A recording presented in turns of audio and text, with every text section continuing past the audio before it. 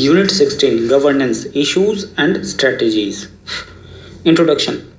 In order to understand the concept of governance, we must be clear about the wider concept of state, which encompasses government and governance. Government is a major constituent of a state, as it is an instrument through which the state strives to accomplish its goals and objectives.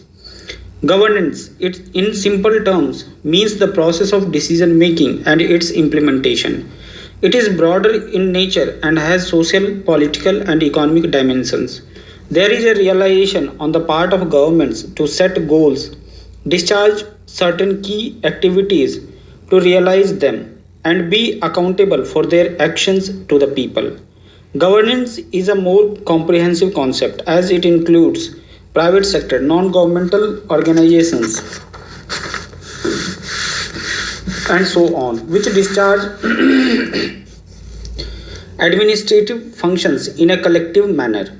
These institutions are entrusted with certain tasks, deliver certain services to the people, and are responsible for certain important activities. But there could be variations in the manner in which the activities are discharged. It is the overall responsibility of the state to protect the life and property of its citizens. The state, through the instrument of government, instrument of government, strives to provide suitable living environment, maintain law and order, and establish social justice and equality in the society, which make for good governance.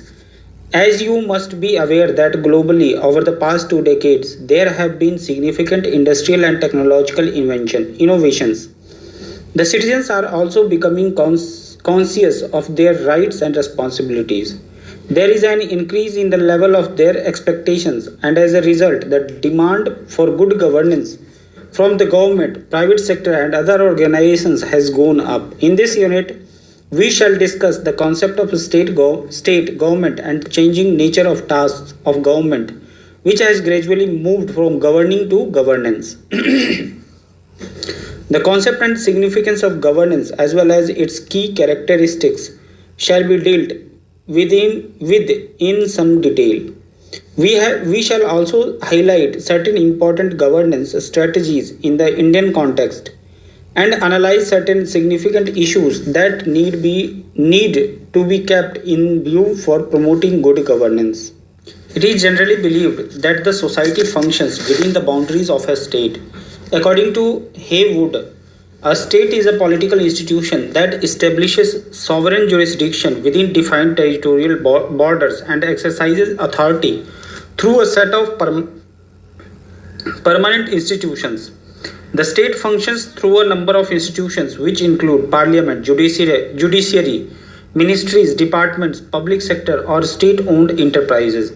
All these are involved in administration or execution of entrusted activities.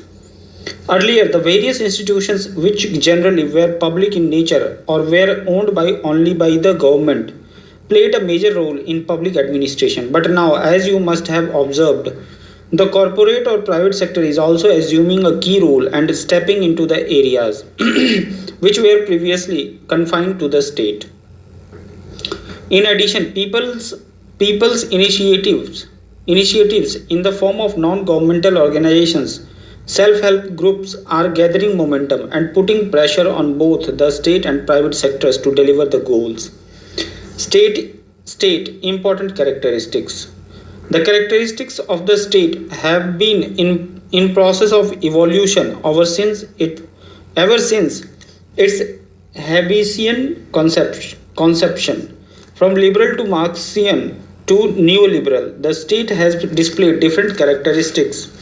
In this unit, we will discuss some of the characteristics of modern state. These are: it comprises certain representative as well as bureaucratic institutions.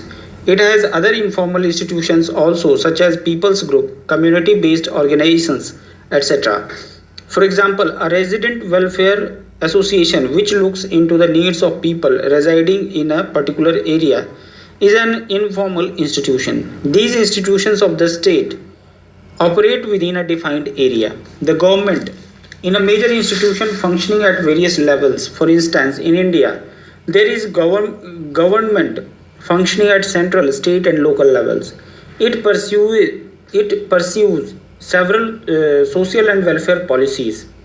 It provides opportunities to citizens to participate in political life and gives them the necessary rights and responsibilities.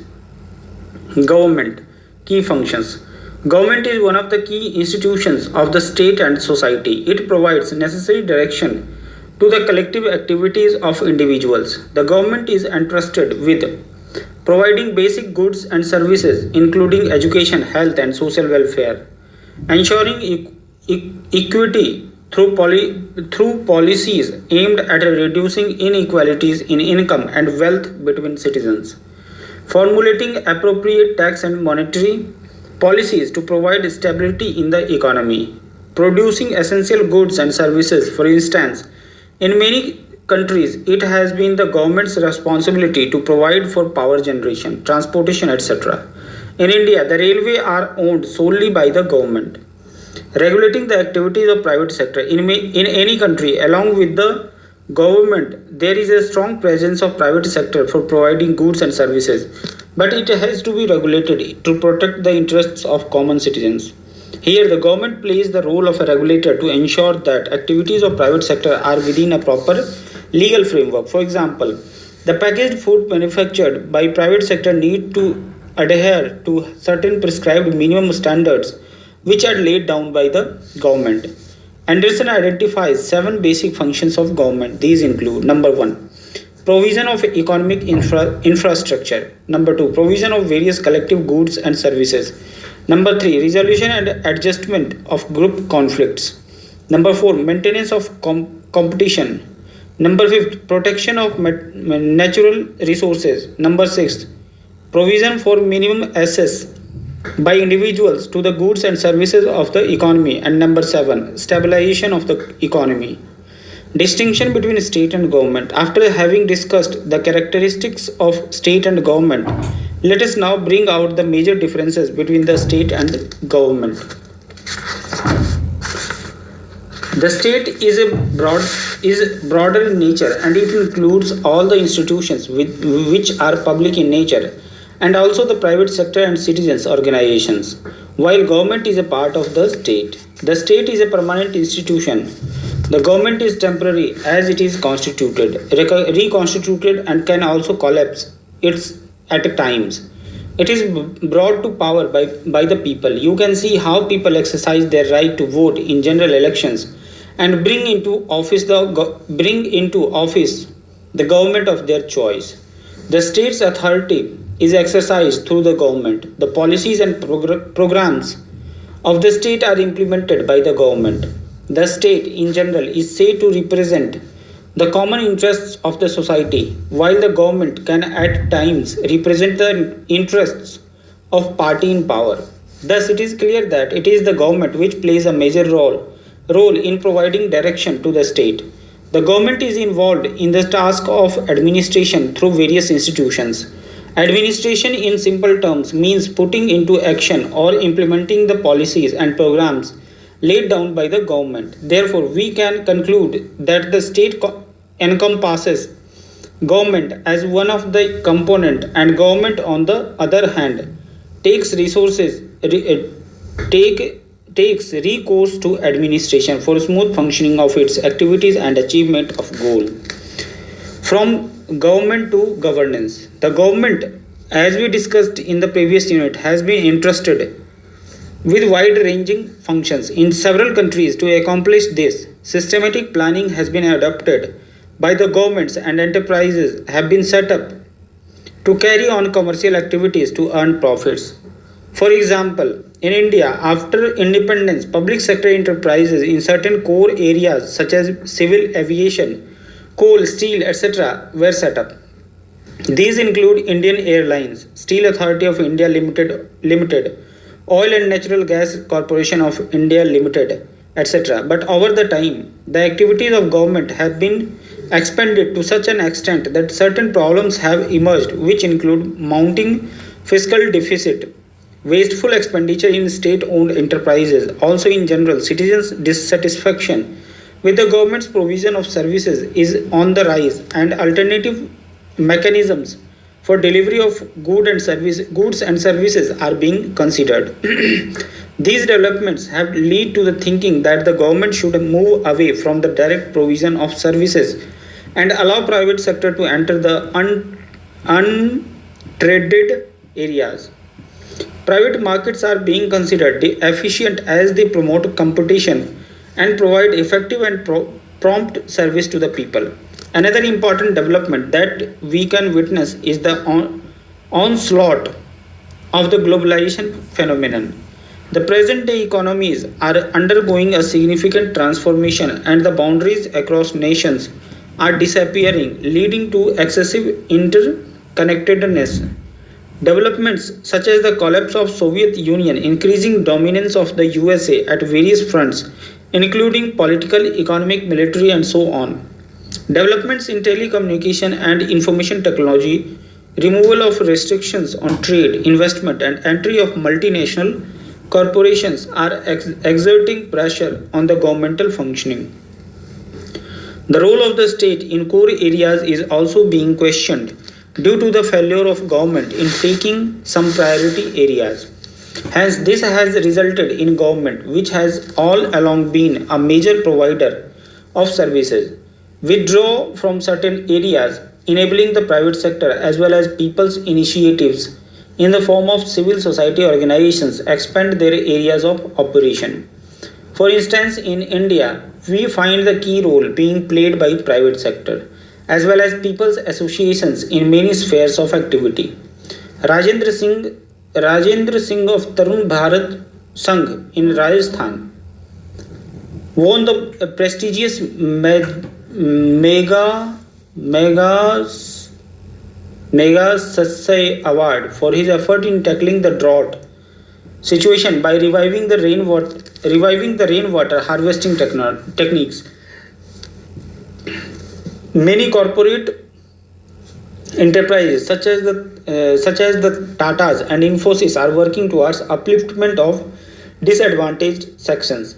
There are many such initiatives which are gaining recognition.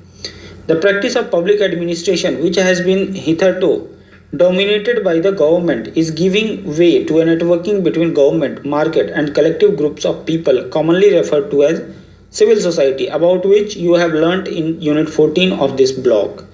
There has been a gradual shift from a narrow view of government to a broader notion of governance. The traditional approach of governance has relied excessively on bureaucracy with emphasis on hierarchy and adherence to rule and regulations, and with citizens as mere passive acceptors or recipients of goods and services. Governance is not government is not a govern centric now, with power and authority moving from governors to the governed. The task of governance has widened with many other actors coming into the field, blurring of boundaries between public and private sectors with lesser control exercised by government. The present concept of governance looks at government interacting with various segments of society and economy to arrive at mutually acceptable decisions. We shall discuss the concept and significance of governance. Unit 16, Development in Present Times, is being looked at from a holistic perspective. The term, which earlier referred to economic development achieved by any country, now accords importance to creating an environment in which people can lead productive lives. The wealth of any nation is its people, hence, governance systems and processes which foster the development of people assume importance.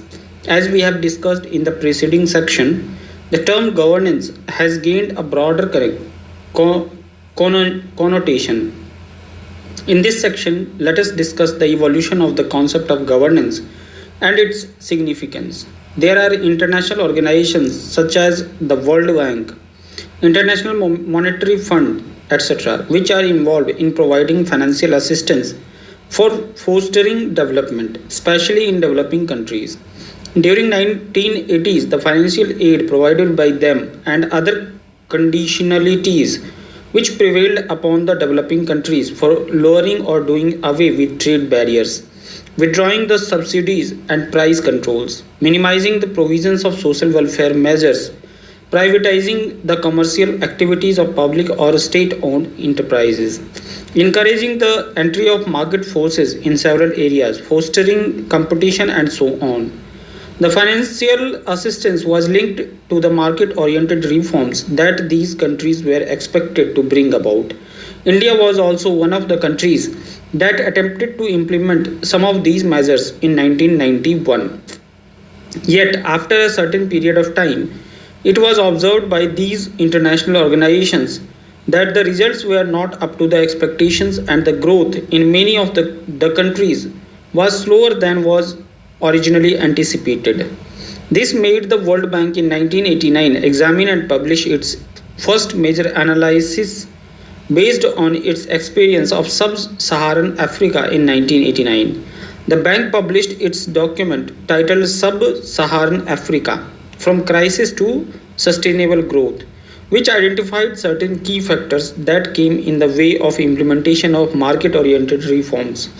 The major reasons for it was considered to be the failure of public or government institutions to perform their tasks in an effective and efficient manner. The bank hence for the first time emphasized the need to give importance to governance. Governance, according to their interpretation, has four major components: A. Public sector management, B. Accountability, C. Legal framework for development, and D. Transparency and information accessibility. Governance, as per these components, basically implies the proper formulation and implementation of policies by government agencies within well defined legal framework. It also emphasizes on people getting necessary information, fostering openness in the system, and ensuring accountability on the part of politicians and bureaucracy or administrator. The World Bank in 1992, in its report titled Governance and Development, considered good governance as central for creating a proper environment which is necessary for sound economic policies. It pointed out the basic problems of governance faced by developing countries, which include delays in implementation of projects, inadequately enforced laws, increasing competition, lack of involvement of people in design and implementation of projects, etc. Hence, it outlined the need for striving for economic, human, and institutional development, as well as achieving it through key governance processes and activities. Governance is very important in any political system as it is the process through which the policies of a state that affect the public are implemented. Governance depends upon the three pillars of constitution, namely the executive, legislature, and judiciary. The legislature formulates the law, the executive implements the law, while the judiciary interprets the law.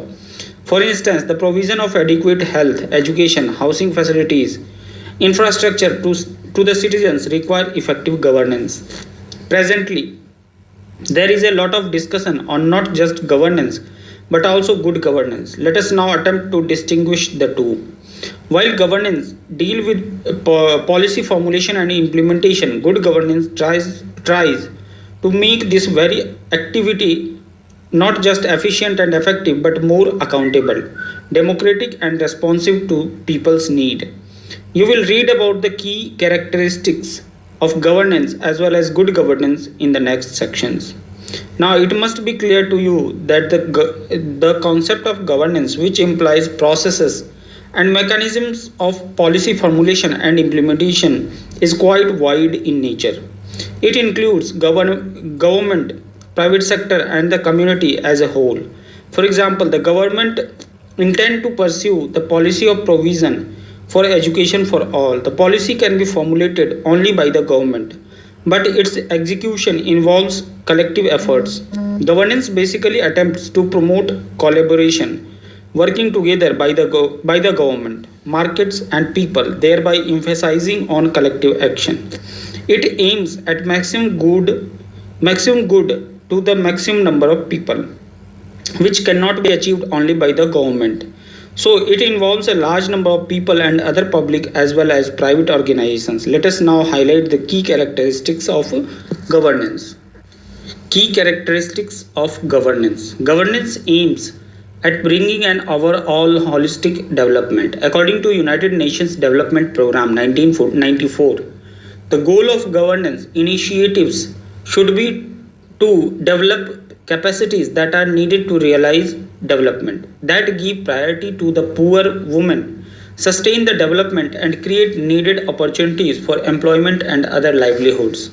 Several international institutions, researchers, and policymakers have identified certain basic characteristics of good governance. These includes participation. Any democracy to be truly representative needs to seek the participation of its citizens to the maximum extent in public affairs. In India, for example, the Panchayati Raj institutions are the local level and municipal bodies participate in the management of the local, rural, and urban bodies. These bodies comprise people's elected representatives who have an important role in participating in matters that affect their lives. Rule of law.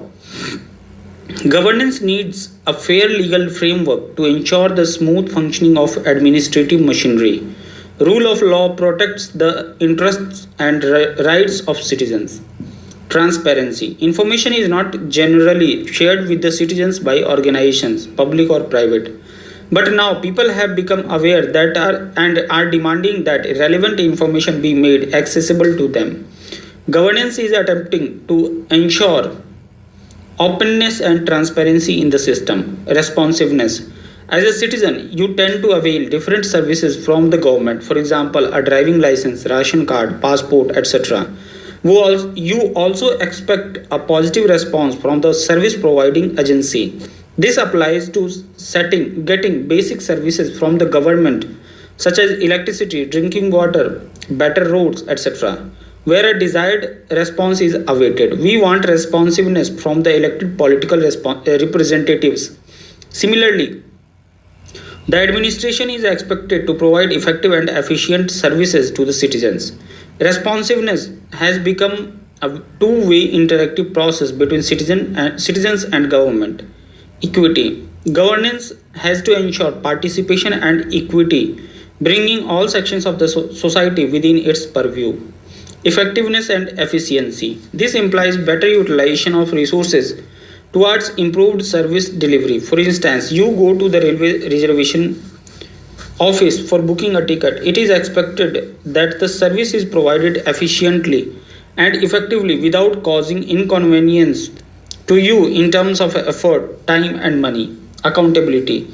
Accountability is making one responsible and accountable for actions. You are accountable for the completion of work assigned to you either in house, college, or at your workplace. Governance requires accountability on the part of government, private sector, civil society, or community based organizations for their activities. For example, during the question hour in the parliament, the members of parliament are held accountable for various aspects of the functioning of their ministries and implementation of various programs. This is one way of ensuring accountability. The recent case of manufacturers of an aerated water company being held accountable for the quality of their product is a significant pointer in this direction. Good governance, about which we have discussed in the previous section, has certain significant characteristics. These include democratic polity, people's participation, effective and efficient administration, decentralization, use of information technology, and cooperation between government agencies, private sector, and people. These terms, which have become popular in recent times, are now the key concerns of government all over, and several measures are being taken up to operationalize these principles. India has initiated several strategies over the last few years to improve the governance system and mechanisms. We shall make you familiar with some of these major initiatives in our next section. Responsive governance strategies, the Indian context. In India, efforts have been initiated since independence to improve the governmental functioning, even though several measures were taken in this direction in the pre independence period. And the then administrative system suited the British government's needs of revenue and law and order administration. The post independence scenario was more in favor of it welfare state making it responsive to the needs of people. The adoption of the constitution, fundamental rights and the directive principles of state policy and planning as a means of achieving social and economic development have made the reorientation of the administrative machinery extremely essential. The governance structure and systems have undergone a major revamping from revenue collection and maintenance of law and order towards socio-economic development, social welfare and citizen satisfaction. During 1950s and 1960s, several committees were set up which examined the organizational structure and functioning of the Government of India as well as on the basis of their analysis suggested suitable changes. These include Secretariat Reorganization Committee 1947, Gopal Swami Iyer Committee on Reorganization of Government Machinery 1949, Gorwala Committee 1951. In 1953, on the Government of India's request, Paul H. Appleby of Syracuse University, USA, submitted two reports on reforms of Indian administration. In 1964, a separate Department of Administrative Reform was set up in the Ministry of Home Affairs. The most comprehensive set of recommendations, including that of administrative efficiency, were made by the Administrative Reform Commission (ARC) set up in January 1966. It examined the entire gamut of administration at the center as well as state and submitted 20 major reports during its working of nearly 4.5 years. Based on the recommendations of ARC, a Department of Personnel was created in 1970, which was later transformed in 1985 into a full-fledged Ministry of Personnel and Training, Administrative Reforms, Public Grievances, Pensions and Pensioners' Welfare.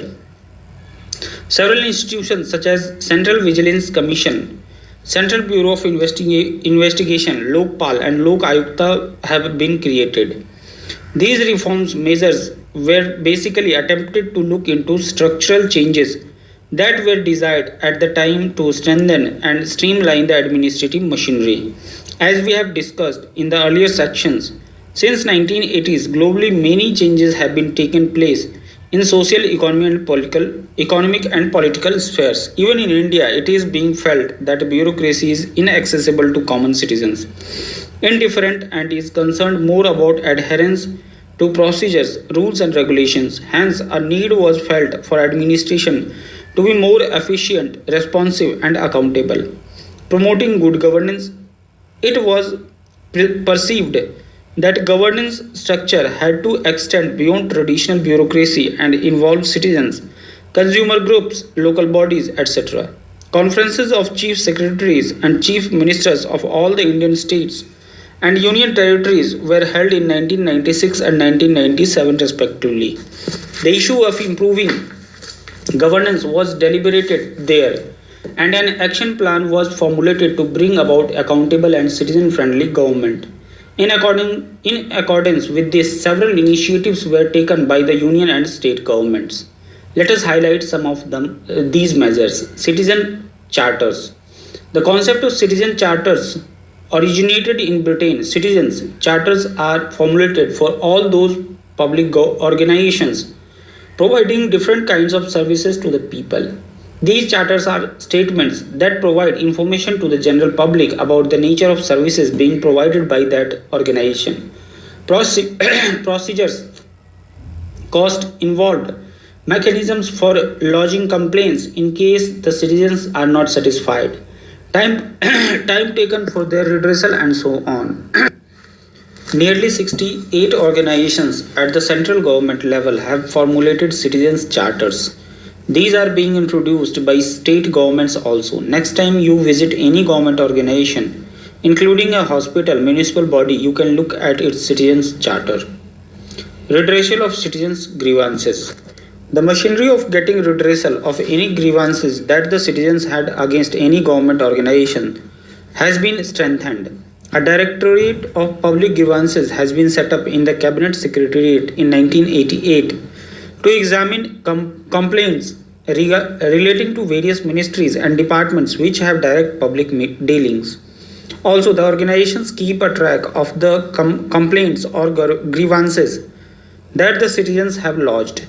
You can also notice certain counters set up for government organizations as information and facilitation counters, including "May I help you" counters. These help the citizens get the necessary information to facilitate their work done. Use of information technology. Good governance give importance to the use of information technology for efficient and effective service delivery.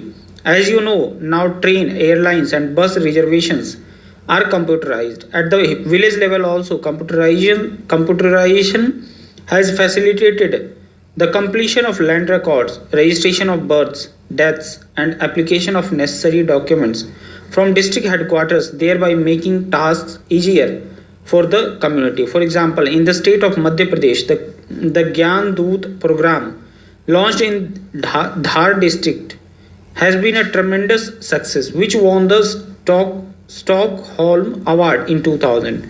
Under this, initially computers in 31 villages have set up in Gram Panchayats, which provide user charge based service to the people. The services include agriculture produce at auction center rates, online public grievance redressal, information regarding government programs, etc. Also, one-stop surveys are being offered to the people in some state governments where supply of ration card, registration of vehicles, payment of property tax, electricity bills, issue of land holding certificates, etc. are done at one place. The government of Andhra Pradesh has started e-Seva centers. Maharashtra set up Setu project in Thane for this purpose. Bhumi project in the state of Karnataka has also gained prominence. Rights to information. It has been increasingly felt that secrecy and lack of openness in government operations results in administration using powers arbitrarily in their dealings with people. Hence, efforts have been made in recent years to ensure and bring about greater transparency in administrative decisions to enable people to have an easy access to information except those relating to national defense and security. After several efforts, a Freedom of Information Bill was introduced in the parliament which aims to provide freedom to every citizen to secure access to information under the control of public authorities.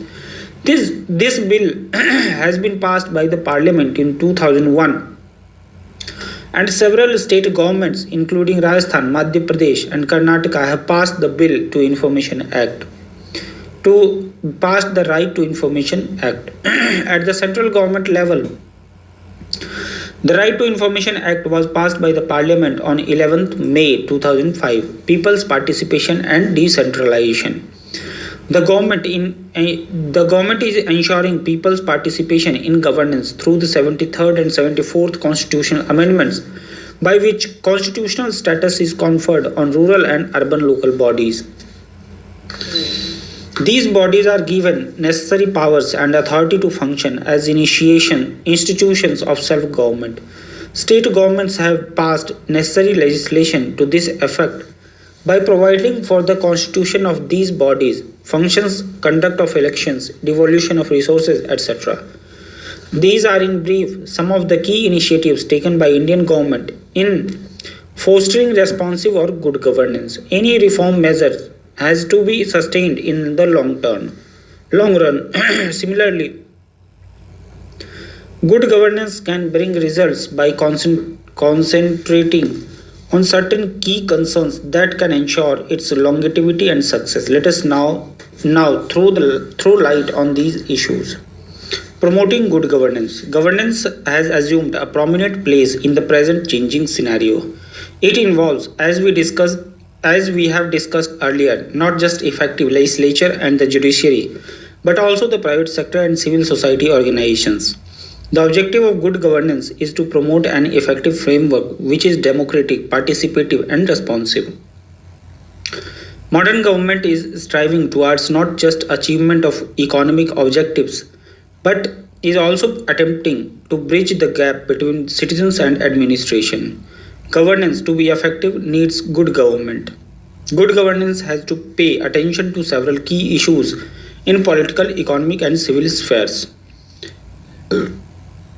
Political governance needs to be strengthened through ensuring appropriate decentralization measures, making elected representatives responsive and accountable to citizens, strengthening their capacities through education, awareness, and training, regular, periodic, and fair elections, impartial judiciary, and improving the functioning of the civil service.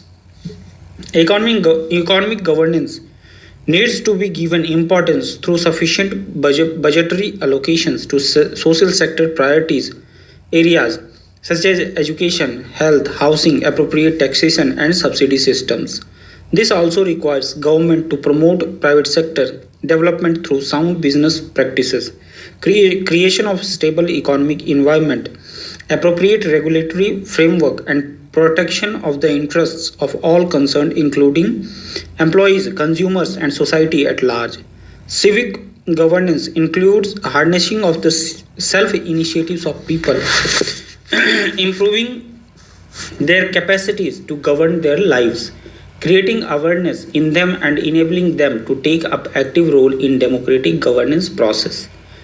The Bhagidari partnership project initiated by the Delhi government in the year 2000 is an innovative measure towards promotion of good governance. It is a partnership between government and its various agencies including municipal corporation, police, water supply board, electricity board, and the resident welfare or associations.